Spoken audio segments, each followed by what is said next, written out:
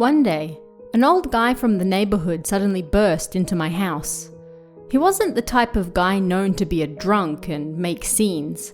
He was a hard worker who kept his nose clean. "You've got to come outside. The sunset is amazing. I've never seen anything like it." His face looked surprisingly refreshing. I'd never seen him look so well. I followed him outside and looked up at the sky. Everything is shining. What a time to be alive. Being able to see such a beautiful sunset sure is a blessing, huh? Having said that, the old guy left and started walking downhill. I continued to stare at the sky for a bit before I went back inside.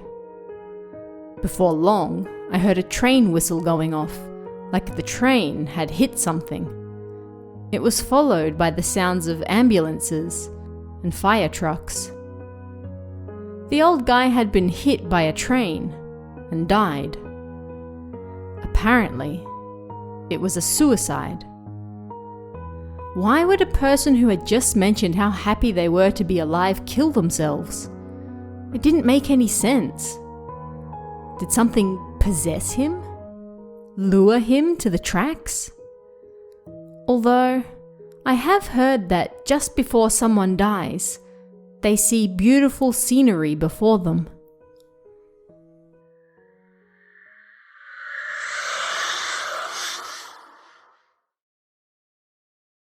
Hey guys, I'm your host, Tara A. Devlin, and welcome to another episode of Kowabana, true Japanese scary stories from around the internet. This week, I'm very happy to announce that my latest book, Kaihan, Bizarre Crimes That Shook Japan, is now on sale. If you're a true crime fan, or if you love hearing about bizarre crimes, disappearances, and unsolved mysteries, then this is the book for you. The book looks at 21 cases from Japan that were so strange, so bizarre, that people still talk about them to this day, often decades after they took place. Tales of people disappearing in broad daylight, bizarre criminal behavior, mysterious coincidences that shouldn't add up, and yet... You can find the link in this week's episode description on kowabana.net or type in Kaihan on Amazon. That's Kaihan. These bizarre and terrifying stories are actually real. You don't want to miss out. For this week's episode, we're going to be looking at people's brushes with the afterlife. Do you believe in some sort of life after death? Views have been changing in Japan in recent years, with more and more people unsure of what really lies beyond. These tales all deal with someone's brush with the other side, and it would seem that the other side doesn't always mean us well. This first story is about a group of friends who go camping and meet a strange woman by the water. A strange woman who follows one of them home. What does she want? And how far will she go to get it? Find out in The Flirty Ghost.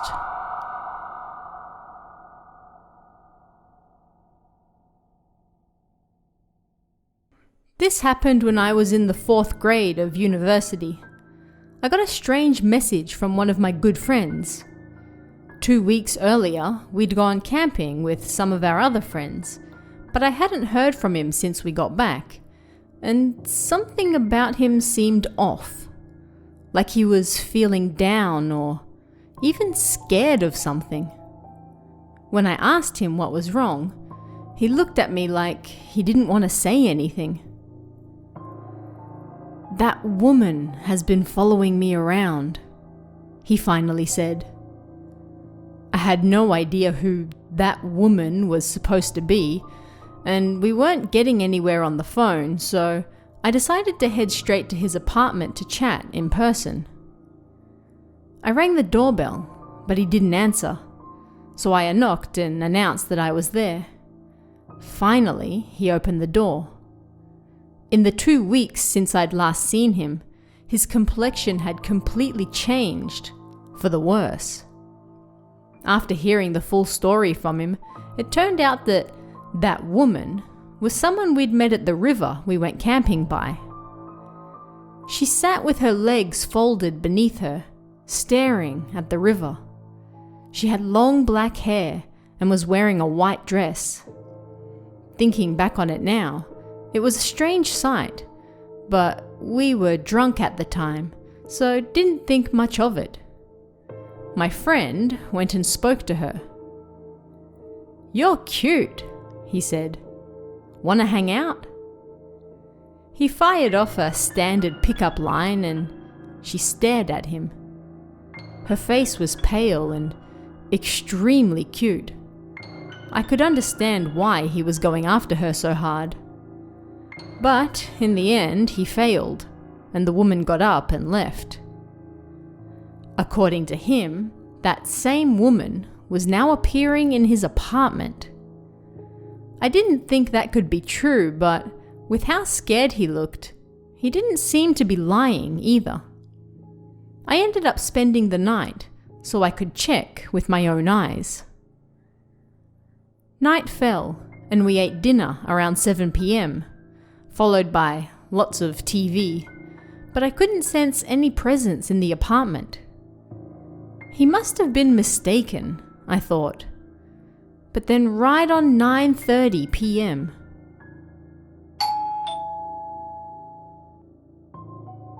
the doorbell rang.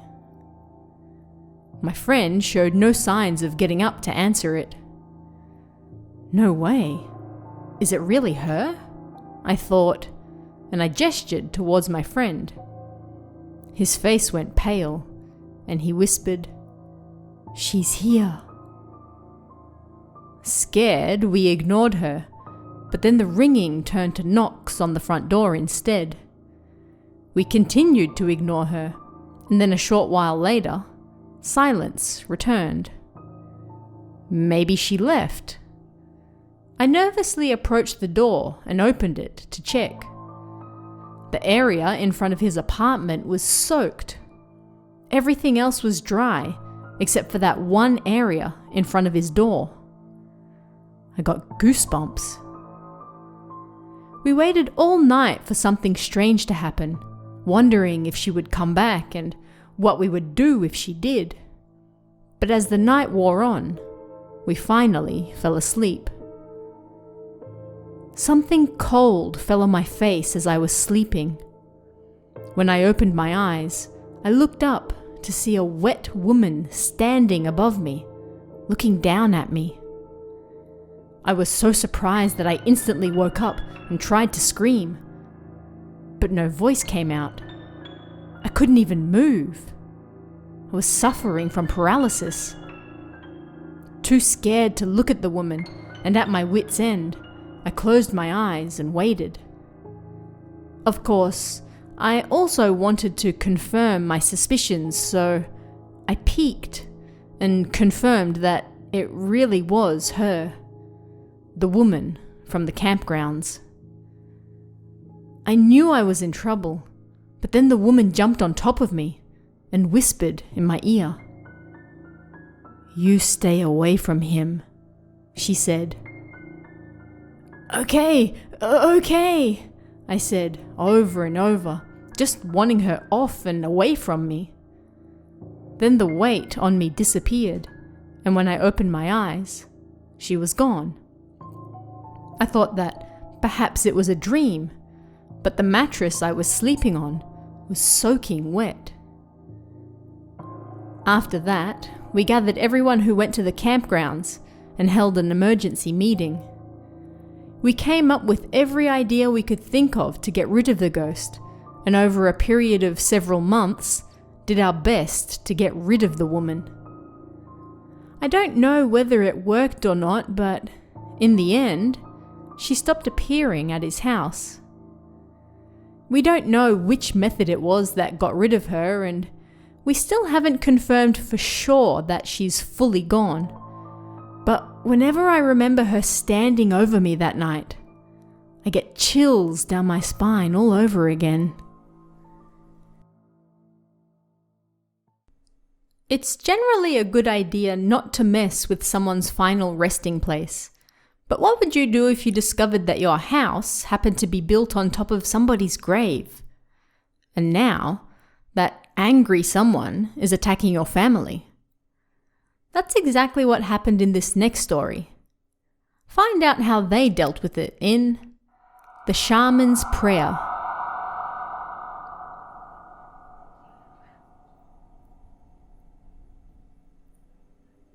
This happened to my aunt on my mother's side when she was just a kid. Although it doesn't look it now, the land near my mother's family home used to hold a graveyard, and the children always used to play there. One day, after my aunt returned home from playing there like she always did, she suddenly fell sick, so she went to lie down. Her fever quickly broke 40 degrees and showed no signs of going back down. They wanted to rush her to the hospital, but she couldn't move, so they called a doctor to come out and visit instead. The doctor's diagnosis was that he had no idea why she was sick. At any rate, he prescribed some medicine, but she still showed no signs of improvement. One of her parents' acquaintances remarked that she was playing in the graveyard, so perhaps that's the cause. The acquaintance then introduced them to a so-called shaman. Locals often consulted the shaman for various matters, so he was well known around town. When he arrived at the house and took one look at my aunt, he immediately started praying with the family. This went on for several hours. Shortly after my aunt started praying, she apparently fell into a fitful sleep, but gradually things calmed down, and she slept peacefully. Once the shaman was done praying, he explained to the rest of the family what had happened. It would appear that there is a gravestone buried in the land this house stands on. Because a house now stands above it, the owner of that grave is angry. It will be difficult to dig it up, so you should prepare offerings and water every day. There was a small open space directly behind the house, so they set up a small shrine there and gave offerings. Before long, my aunt's fever rapidly dropped, and that night she was able to eat again. My aunt says that she still remembers what happened when they were praying, although she didn't know whether it was a dream or reality. When I heard him start praying, I saw a white mist float out of me. Slowly it took form and turned into an old man's face. He floated around me like he didn't want to leave. Then, a short while later, he shot up into the air and slowly disappeared, she said. My grandparents weren't native to the area, so they had no idea what the land their house stood on had been used for beforehand. But locals informed them that long ago it had been a graveyard, although that was all they knew of the matter. They didn't even think that one of the angry spirits may have been trying to possess the girl. They continued to offer things at the small shrine for a long time, until they received a letter from the shaman saying, "You've been offering things for so long that it appears the spirit has moved on. It's okay now." After that, the shrine was removed and it no longer exists. That old man's spirit seemed angry, but not like, "I'll curse you," my aunt said. It was more like he wanted us to understand that he was beneath the house. As the shaman's prayers continued, the old guy seemed sad, like, "I get it already, but I don't want to be down here anymore, so please do something about it." I'm glad he was able to move on. Being able to help a spirit with their troubles no doubt meant that the shaman's powers were no joke. Japanese ghosts love water. It's the conduit through which they move between worlds. So, if you're hanging out on an empty beach one day and you hear a voice calling from the water, perhaps you should take care, or something like the following story might happen. This one's called Hey!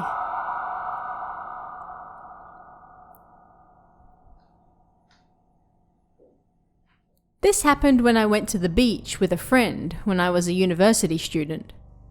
All names are aliases. On this particular day, I went to the beach with two of my friends, Tanaka and Sato. We hadn't decided on anywhere concrete to go, but we ended up by the water, and when we found a nice sandy beach, we decided to stop there. Hey, this place is nice, don't you think? Idiot! Look how packed it is. Let's find somewhere with fewer people. We kept driving until we got away from the crowds and found a nice isolated part of the beach. The place was empty other than a few windsurfers, so it seemed like a nice little hidden gem. We stopped the car and got out to play. We pumped up our swimming rings and boards before jumping in. To be honest, I'm not a very good swimmer, so the swimming ring was my lifeline. Same with Tanaka and Sato too. We enjoyed ourselves playing around in the water. Both the weather and the empty beach were pleasant and comfortable. A perfect day for swimming. We played with the beach ball and then floated around on our swimming mats, and as we were lying there, Tanaka said he had to go to the toilet. If you're gonna pee, then you can just do it over there. Shut up. I need to go number 2. I saw toilets at the beach back there, so I'm gonna go check it out. After he left, we got out of the water to take a break and lay down on our swimming mats in the sand. Perhaps 10 minutes passed, and as I was dozing on the mat, a voice from the water woke me up. Hey! I sat up to see where the voice was coming from and saw someone that looked like Sato in the water a short distance away. He was waving. Hey! What? What's wrong? Hey! He didn't seem to be able to hear me and continued waving. Annoyed, I got up and put my mat back in the water. Hey! What on earth are you doing? You know you can't swim. Hey! I yelled as I got closer, but all he said was, "Hey!" over and over. What the hell is going on? I thought. And then I realized something. Huh? Who the hell is that? He was roughly the same height as Sato, so I thought it was him, but looking closer, it was someone else entirely. Not only that, but he didn't have a swimming ring with him either. Sato was worse at swimming than me, so there was no way he could have gone so far without one. At some point, he stopped yelling and stared at me, his face expressionless. I panicked and turned back, heading towards the beach, but the current was too strong, and no matter how much I kicked, I wasn't getting anywhere.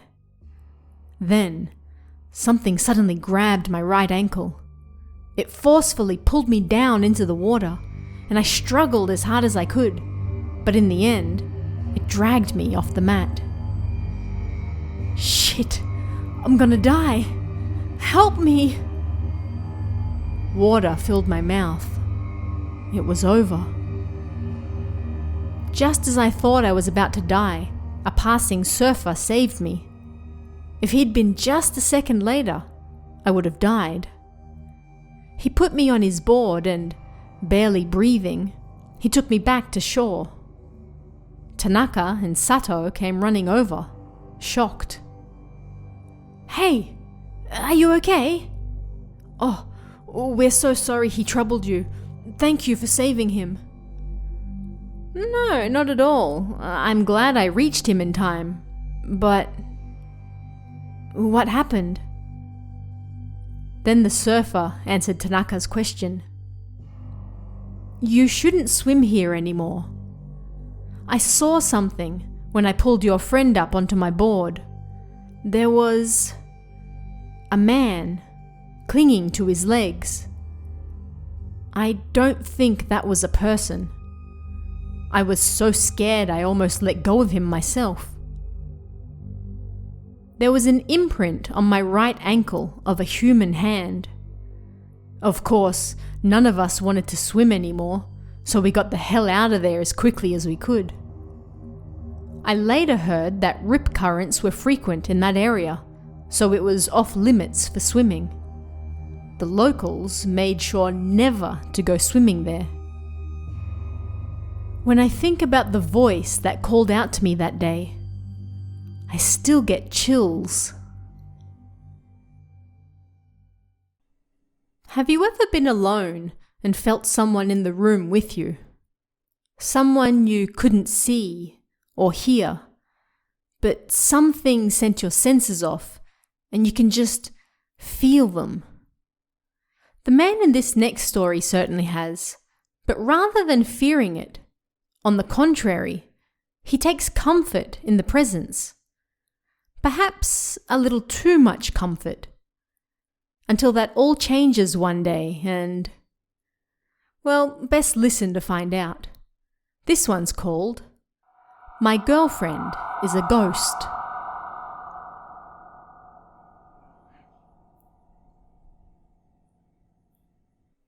It would seem that I'm being haunted by a ghost. I've just recently realized. Lots of things have happened that make me think so. For example, on my way home from seeing a client, I stopped by a family restaurant to eat a late lunch. When they asked me how many people, I said 1. And for some reason, they brought out drinks for 2. Another time, on a busy train, the space next to me was open, and yet nobody sat there. I was honestly worried that maybe I smelt bad. Yet another time, when I got home from work, something about the house seemed off. Turned out all of the furniture and ornaments had been moved just slightly. And one time, my shoulders felt so stiff, and it was followed by this cold sensation of air passing down my back. But what really nailed it was something that just happened. I happened to glance at the mirror, and in it, I saw a woman's hand resting on my left shoulder. When I looked directly at my shoulder, nothing was there. "You're here, aren't you? I know you are." I screamed without thinking, panicking. If she answered, I probably would have died of a heart attack, but thankfully, there was no response. Ever since then, strange supernatural occurrences have been continuing. It's not like she looks like Sadako or anything, but I can sense her in the apartment regardless. There is one thing I've come to understand, however. Although this spirit is haunting me, it doesn't appear to mean me any harm. My body is healthy and I haven't had any psychological problems either. My fear and wariness have also started to fade. Oh, today was so cold. One day, I finally started speaking to her. Of course, she didn't answer, but it felt like I was no longer alone. Having a ghost comfort my loneliness was like some type of black comedy. Then at some point, I realized that I was treating her like a real girlfriend. I probably thought of her much like otaku think of their dolls and figures. Which tie should I wear today? Someone watching me speak to an empty room would probably think that I'd lost it. But why is she haunting me? That I don't know. From the moment I realized she was, however, things started going really well for me. I started doing better at work, and my relationships improved. If I lost something, I'd always find it again. It was like she was helping me, and although I can't say that for certain, I truly believed it. I could always feel her by my side. She had to be my guardian angel. The following year, I was promoted to business manager. It was a single position only given to those on their way up in the company. I drank some sake at home with her to celebrate. I'd even stopped drinking with my colleagues on my way home. I wanted to return home as soon as possible because spending time with her was the most important thing to me. I was acting like a married man, so much so that my colleagues were doubting whether I was still single anymore. I wondered how they would react if they knew that she was a ghost. Imagining it made me laugh, but I was also curious. Shortly after I became the section manager, there were talks of arranging my marriage. The daughter of a company president we dealt with often came to see me. She was beautiful and intelligent. I failed to see the problem with it. The only problem was her. When I got home that day, she was oddly quiet. Normally she'd play jokes like knocking my shoes over or opening doors. But on this day, nothing. Was she upset? "You'd rather I be happy, wouldn't you?" I called out to her. Then a book on the shelf above my head fell down. So, she was angry. A ghost, jealous of a living human being.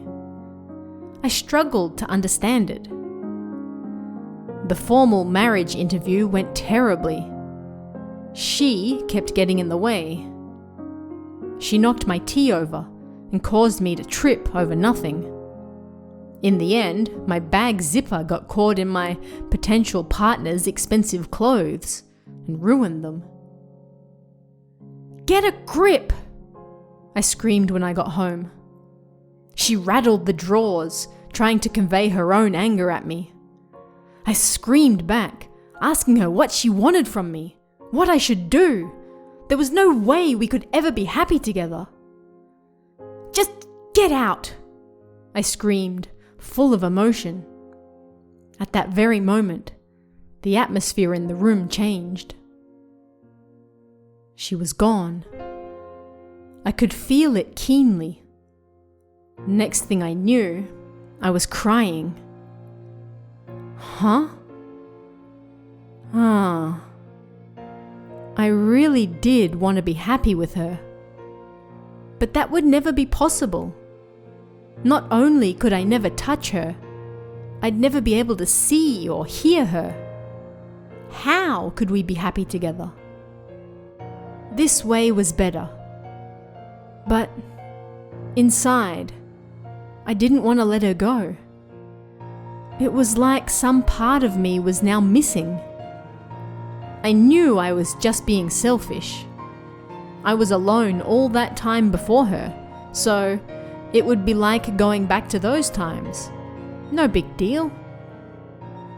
I knew I was just bluffing, but that was what I told myself anyway. I lay low after that. The arranged marriage didn't work out. My position at work worsened, and it even affected my relationships with other people. As my work results declined, I was blamed for mismanaging those beneath me and forced to resign. Was all of this because she, my guardian angel, was gone?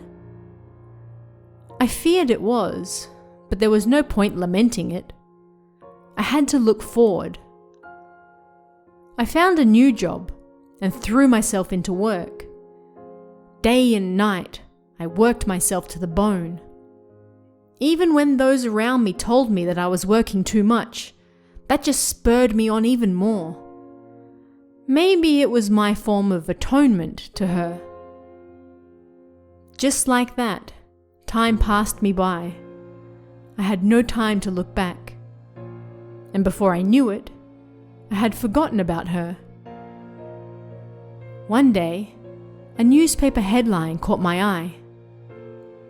Nani Nani Corporation, petition for bankruptcy. It was the client I used to work with, the CEO with the daughter I was supposed to marry. If the marriage had gone ahead, then right now, I'd probably be in over my head with troubles. Thank God she stepped in. No. Maybe she had known from the beginning, and this was her way of warning me. It had to be. And I'd said all those horrible things to her. I felt both regret and annoyance with myself at the same time, but there was no way to apologize to her now. That night, I had a dream. Amongst the throngs of people at Tokyo Station, I saw a woman of my age bent over in pain. Nobody tried to help her. How cold Tokyo people were. I approached her. And then I woke up. I was covered in sweat. Then I remembered. When I went to Tokyo on business once, the exact same thing had happened as in my dream. That woman was taken to the hospital. That woman was her. I had no proof, but I fully believed it. That weekend, I got on the bullet train and went to Tokyo. I wanted to check what happened to that woman after she went to the hospital. Thankfully, I still remembered which one she went to. Not that it mattered, because they wouldn't tell me anything. It happened several years prior, and even if they did remember, it was private information. There was no way they could tell me. But there was still a reason for me to be there. With that in mind, I left the hospital.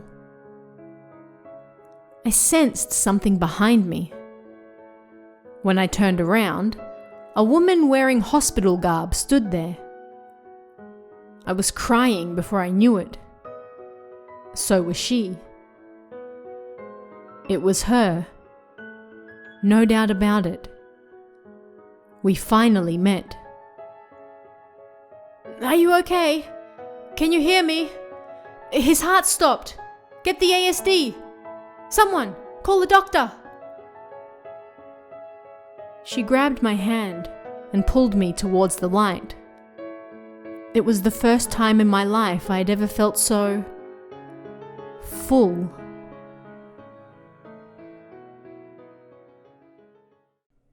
It's not uncommon for workers in Japan to travel all over the country for their job. This means staying in a lot of hotels, and sometimes you don't always get to stay in your number one pick, especially if it's a busy time of year.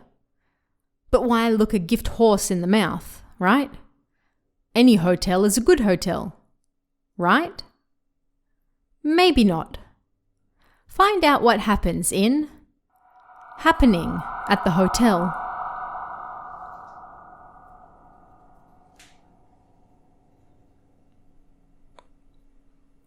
Several years ago, I went to Shikoku with a colleague over New Year's for a work trip. Being the end of the year, all of the hotels were full, and the only place we could find was this one. The hotel was split into the main building and an annex. It was often used as a wedding hall as well.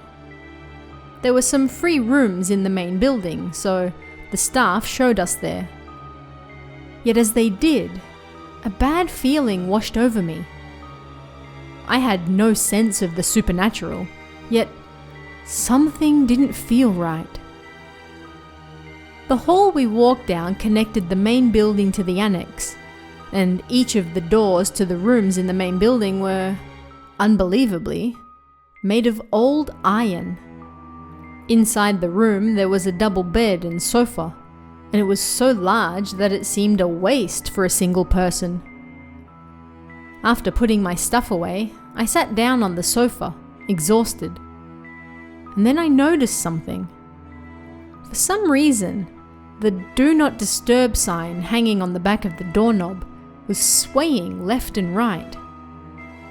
Normally I wouldn't pay much attention to something like that, but it bothered me, so I turned the air conditioner off. And still, the sign kept swinging. I picked it up and then put it back. Just like before, it swang back and forth again. Creeped out, I took it off the doorknob, and as I turned around, I noticed a 4-centimeter light shining on the curtain. I thought maybe it was coming from the peephole in the door, but when I covered it with my hand, the light didn't disappear. As I continued to watch it, it grew bigger. I screamed and ran from the room towards my colleagues. I told him everything that had happened, and he came to my room to check it out, but the light was gone. I couldn't stay in that room any longer though, so I went back to the front desk and asked if they could put me in another. Thinking back on the conversation we had now, it really was strange. "I'll pay the difference, so please, can you just move me to another room?" "Did something strange happen, sir?" "Yes, it seems like I'm not alone in there." "I see. We have another room prepared, so I'll get the key." Seemed they already had another room ready for me. They showed me to it right away. It was big enough to house an entire family. I didn't get a wink of sleep that night. I looked into the hotel after leaving and discovered that, in the past, that room in the main hall was used exclusively by employees. One of them had died there. I'll never go back to that hotel again. Do your shoulders feel constantly heavy? You feel like you have little energy to get through the day? Do you feel like someone is always watching you? If so, you might have an unwanted friend that only a trained professional can deal with, like the man in this next story. Problem is, even with help, sometimes they just don't want to leave. This one's called The Spirit Medium's Exorcism.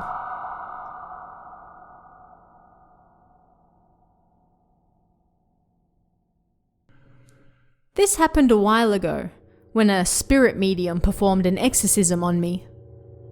This spirit medium generally didn't take money for exorcisms. For regular folks like me, the medium performed exorcisms and other ceremonies free of charge.